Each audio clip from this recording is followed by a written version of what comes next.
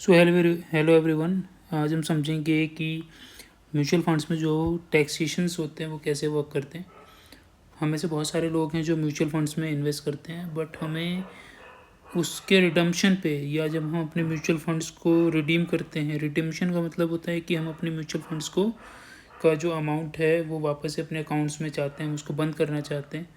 ठीक है, तो हमें कैसा टैक्स देना पड़ेगा। ओके, सो हम एक टाइमलाइन से इसको स्टार्ट करते हैं। ठीक है, for instance M1, M2, M3 से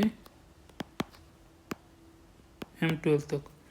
ठीक है, अब आपकी जो SIP जाती है M1 की जाती है 5000, सेम M2 की भी जाती है 5000 एंड फर्दर ये आपकी जाएगी 5000 फॉर द 12th मंथ। तो अभी आपको सिंपल सी बात ये समझनी है कि जब आप म्यूचुअल फंड में इन्वेस्ट कर रहे हैं, तो अगर आप समझ रहे हैं कि ये आपका जो टोटल अमाउंट है, आप उसको अगर मान लीजिए आपका हो गया, मान लीजिए आपको कोई इंटरेस्ट नहीं मिल रहा है। ठीक है, ये हो गया आपका 60,000 का अमाउंट। आपने सोचा कि भाई जो लॉन्ग टर्म टैक्स है, लॉन्ग टर्म में मेरा जो टैक्स लगेगा वो लगेगा 12.5% का।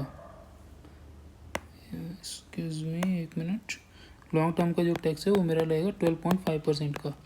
ठीक है, एंड जो शॉर्ट टर्म में लगेगा वो लगेगा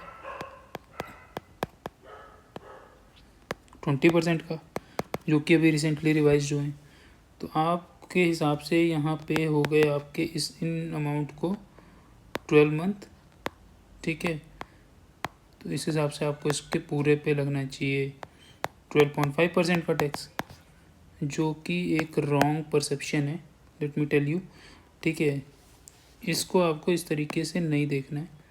you always have to see it like कि आपका जो M1 आपका अगर आपने आज 5000 दिया, तो टिल M12 तक इस 5000 पे आपको जो टैक्स देना है वो देना है 20% का।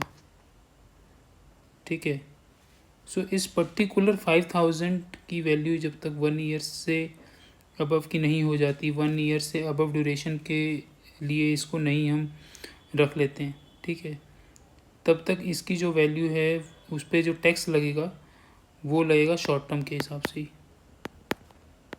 ठीक है, तो ये आपको चीज़ हमेशा समझ के चलनी है। ठीक है, बहुत से लोगों को ये चीज़ नहीं पता होती और वो अपना बहुत सारा कॉर्पस जो कि वो ईज़िली बचा सकते थे, ठीक है, वो बचा सकते हैं। कि फॉर इंस्टेंस आपको मान लीजिए आपको म्यूचुअल फंड बंद करना है अपना। ठीक है, म्यूचुअल फंड आपको से आपने 15 मंथ्स तक चलाया। ठीक है, 15 मंथ्स तक आपने उस म्यूचुअल फंड को चलाया। अब उस म्यूचुअल फंड में आपके जो 3 मंथ्स का जो फंड है, ठीक है, वो आ जाएगा लॉन्ग टर्म कैटेगरी में।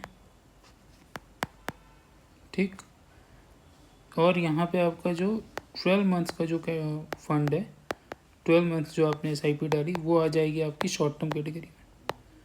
ठीक है, तो अब अगर आप सोचें कि हम 15 मंथ्स में आपने जैसे SIP बंद कर दी तो हम तुरंत ही फंड को निकाल लें, तो that will be a wrong decision. आपको क्या करना है कि जो 15th मंथ की जो आपकी इन्वेस्टमेंट है लास्ट, ठीक है, वो जब आपकी उसके जब 1 ईयर पूरे हो जाएं, ठीक है,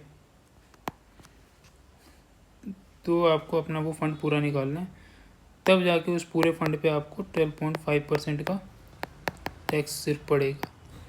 ठीक है, तो ये आपको हमेशा याद रखना है कि म्यूचुअल फंड में जब आप इन्वेस्ट कर रहे हैं, उसको रिडीम कर रहे हैं, तो उसको आपको कैसे समझ के चलना है कि आपको मंथ वाइज उसकी वैल्यू कैलकुलेट करके चलनी है कि इस मंथ में आप जितना SIP दे रहे हो, आफ्टर अ ईयर अगर आप उसको निकालोगे तब जाके उस पर 12.5% का टैक्स लगेगा, otherwise the tax will be of 20%। So hopefully you like the concept. अगर आपको ये चीज़ नहीं पता थी एंड आप इसमें कुछ भी ऐड ऑन करना चाहते हैं, ठीक है, जो कि मेरे लिए बेनिफिशियल हो, क्या बताओ, मुझे ना पता हो, so you are welcome to do so in the comment section. So thanks for watching guys.